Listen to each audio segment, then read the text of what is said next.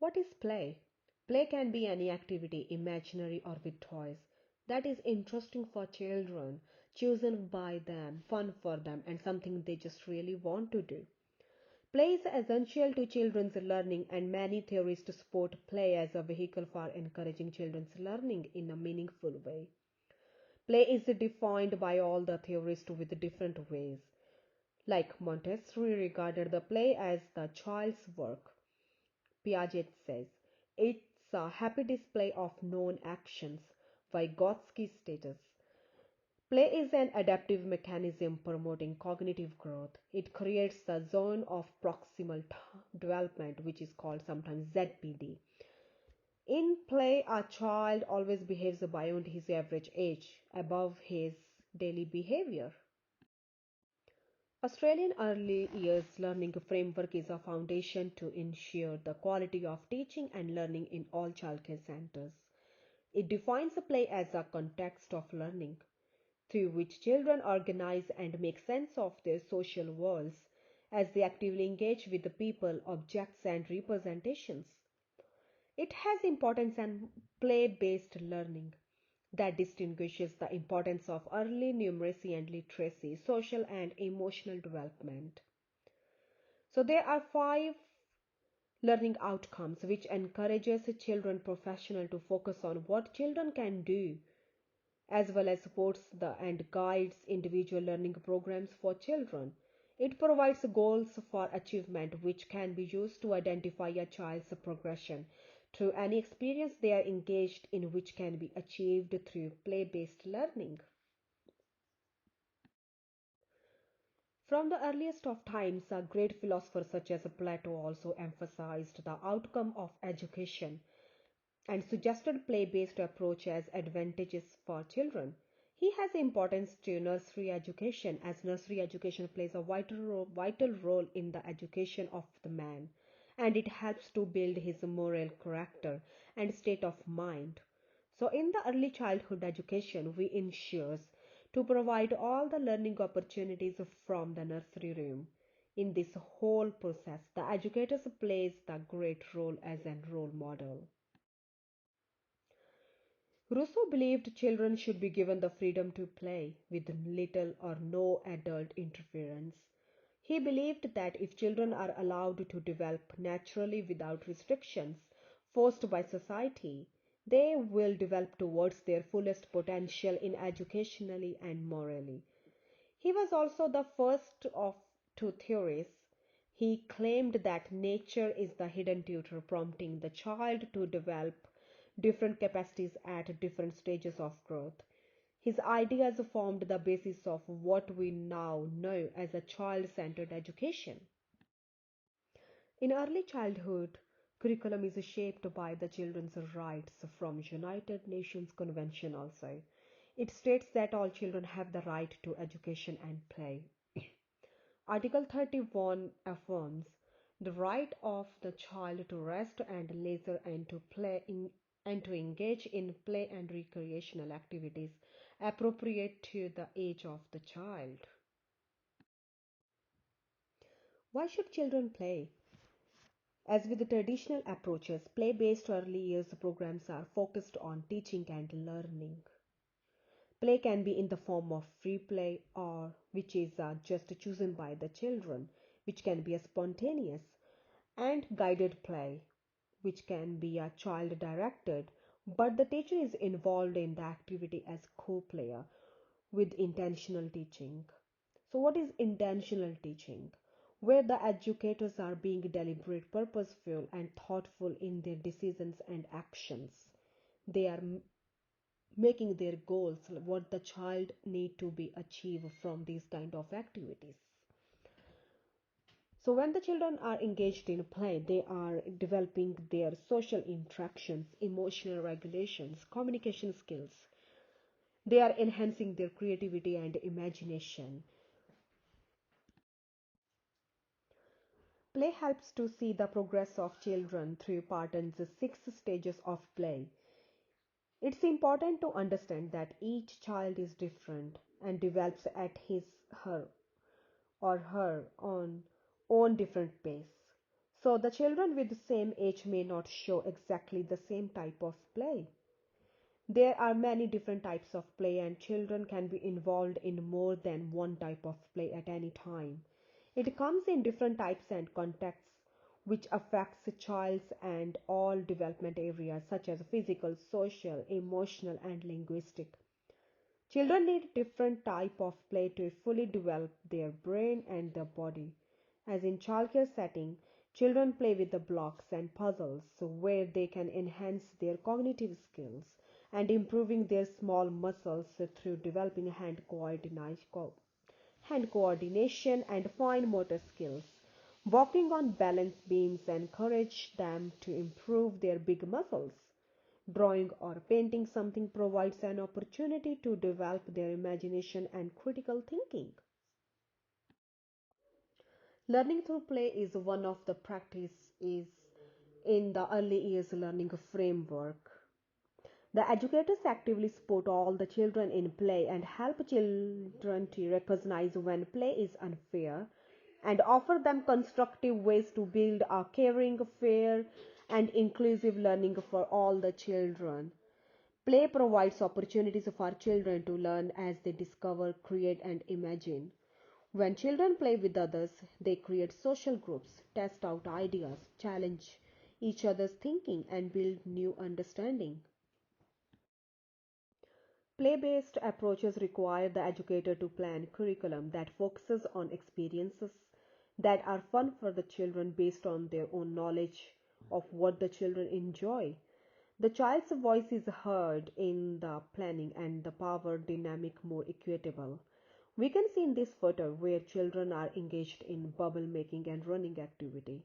A very simple activity helped to promote fundamental skills through combining gross and fine motor movement and balance to achieve complex pattern of activity. It helps to achieve learning outcome 3, which states children take increasingly responsibility for their own health and physical well-being. In this photo, we can see how the children are learning through play, where they are achieving learning outcome 2, which states children are connected with and contribute to their own world. When the educators create environments in which children experience mutually enjoyable, caring, and respectful relationships with people and environment.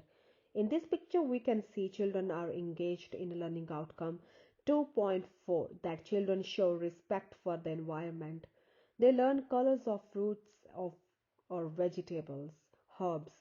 Through gardening, they develop their understanding of the interdependence between land, people, and plants. Vygotsky introduced two levels of learning among children for the teachers, as the everyday level and the school level. Educators identify from daily tasks how these two levels can relate to each other to make better understanding the content of play-based learning. In the daily routine, children are being provided many opportunities that help them to learning how to enhance or develop their self-help skills. For example, they learn how to spread or pack their bed sheets while rest time, how to use the tongs and serving spoons while self-serving the food. They learn taking turns with patiently to get the food. They develop their sense of their appetite, that how much food they need in the plate, which lead them to learn about wasting.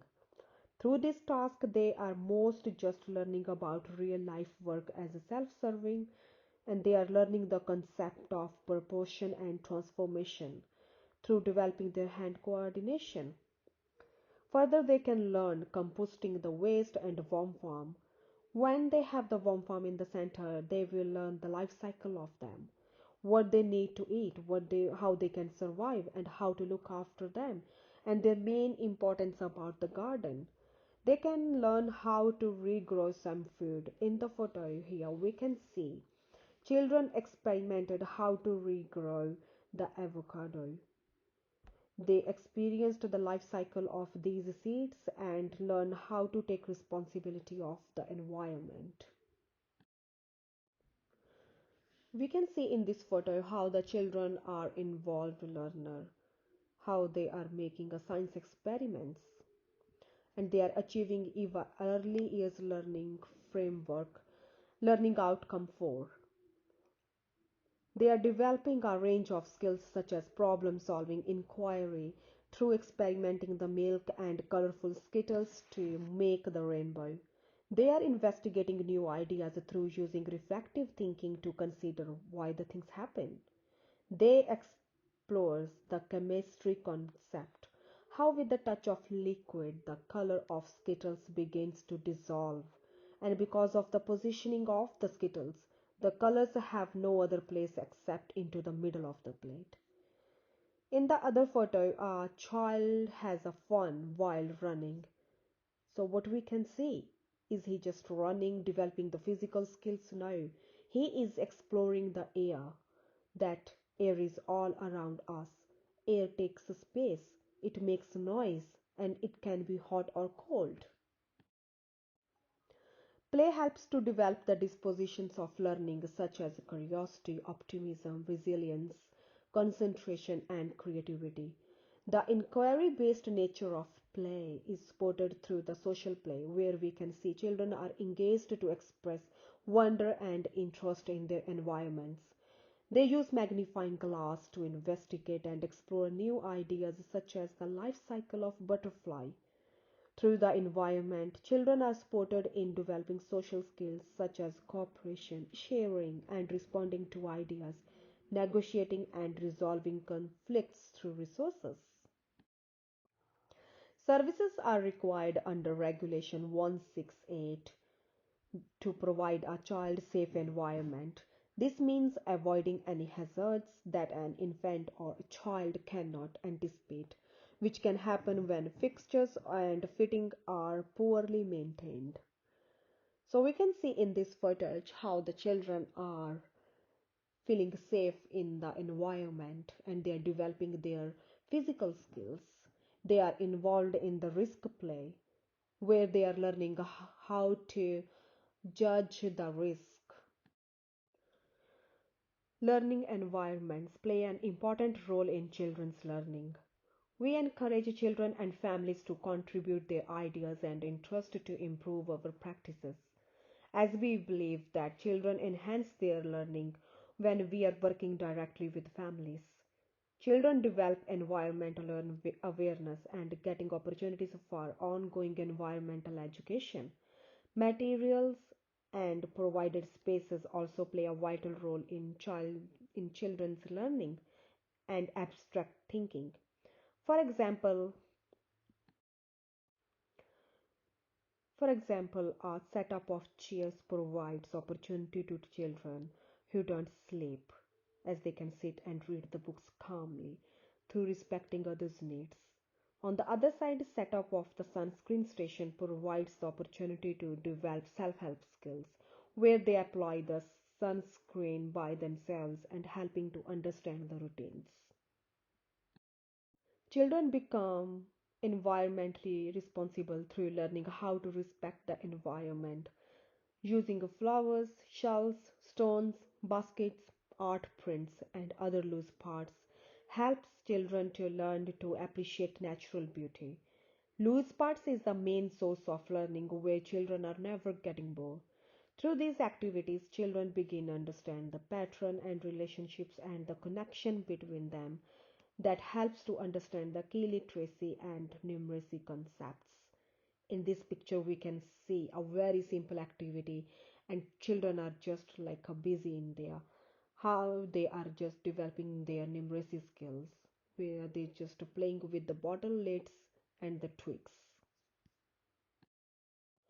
In this picture, we can see children are learning about the size, big and small, and they are learning the simple addings like a 1 plus 2, 2 plus 2.